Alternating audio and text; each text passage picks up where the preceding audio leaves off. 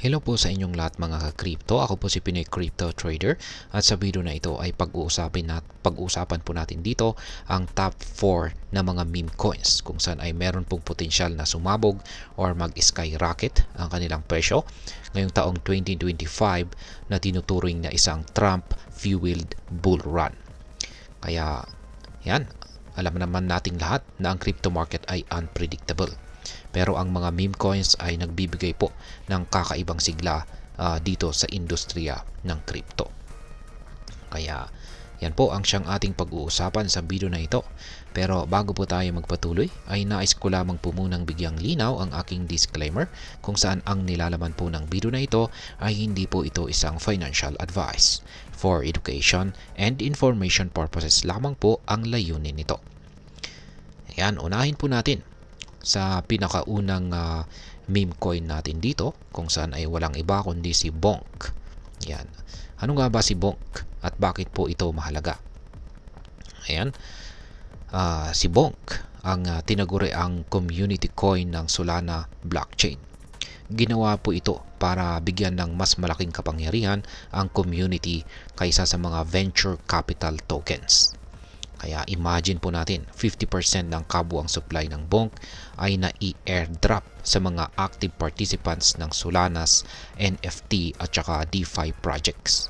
Ibig sabihin, ito ay parang regalo sa mga active users ng ecosystem. Bukod po dito, hindi lamang basta meme coin itong si Bonk. Nasa likod po nito ang mga projects tulad ng Bonk Swap, isang decentralized exchange. Dahil sa pagkakabit nito sa Solana ecosystem, mas mataas po ang potensyal ng Bonk kumpara sa ibang mga meme coins. Ngunit tandaan, mataas po ang total supply nito, kaya kailangan pong maging maingat. Ayan, ang pangalawa, ayan, ay walang iba kundi si Dogecoin. Ayan, ano naman ang kwento tungkol dito kay Dogecoin? Ayan, itong si Dogecoin ang OG meme coin na nagsimula bilang biro noong taong 2013. Yan, OG means original na meme coin. Kasi siya yung pinakauna. Ngayon ay pero sino ang mag-aakala na ang coin na ito ay ginamitan ng isang Shiba Inu meme? Ayan, kung saan ay magiging isa sa pinakamalaki sa crypto market. Kaya ayan, isa po sa mga dahilan ng pagtaas ng value nito ay ang suporta mula kay Ginoong Elon Musk at iba pang mga influencers. Nung nakalipas na taong 2021 ay pumalo po ito sa top 10 cryptocurrencies na may market cap na umabot sa $50 billion. Yan, kaya ang tindi. Ang technology po ng Dogecoin ay simple lamang pero napaka-efficient. Dahil ito ay nakabase po sa Litecoin, mabilis ang transactions at mababa ang kanyang transaction fees. Bagamat walang limitasyon ang supply ng Dogecoin, ginagawa po nito itong accessible para sa lahat. Kaya kung naghahanap ka po ng coin na may malaking community at saka user-friendly na features, hindi po mawawala si Dogecoin sa listahan. Ayan. Ang pangatlo ay ang ating isang paboritong meme coin na naman na walang iba kundi si Shiba Inu. Ngayon ay paano nga ba naiiba itong si Shiba Inu sa mga ibang mga meme coins? Kaya yan, si Shiba Inu naman ay nagsimula na rin bilang isang joke coin nitong taong 2020. Pero mabilis po itong nakilala dahil sa kakaibang marketing strategy nito. Isipin mo, kalahati ng supply nito ay ipinadala kay Ginoong Vitalik Buterin. Siya po ang co-founder ng Ethereum. At ano naman ang ginawa ni Ginoong Vitalik?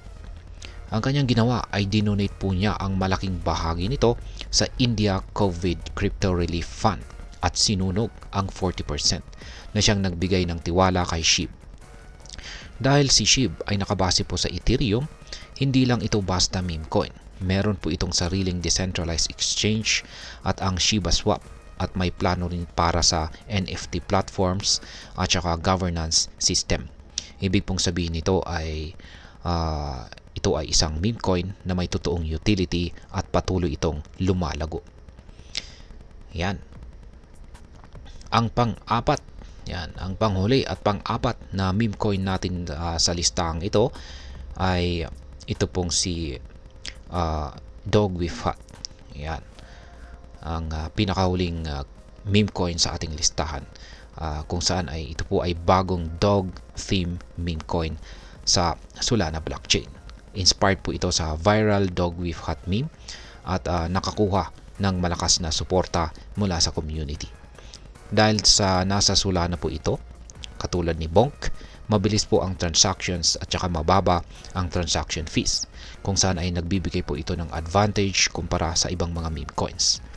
Bagamat bago pa lamang si WIF, nagiging popular po ito dahil sa active at saka engaging na community nito. Kung maayos po ang marketing at tuloy-tuloy po ang support ng mga users, posibleng maging isa po ito sa mga susunod na malalaking pangalan dito sa mundo ng crypto. At ngayon ay ano naman po ang maaring maging epekto nito para sa atin bilang mga Pinoy crypto enthusiast. Ayan, lalong-lalo na sa mga interesado sa mga meme coins na ito.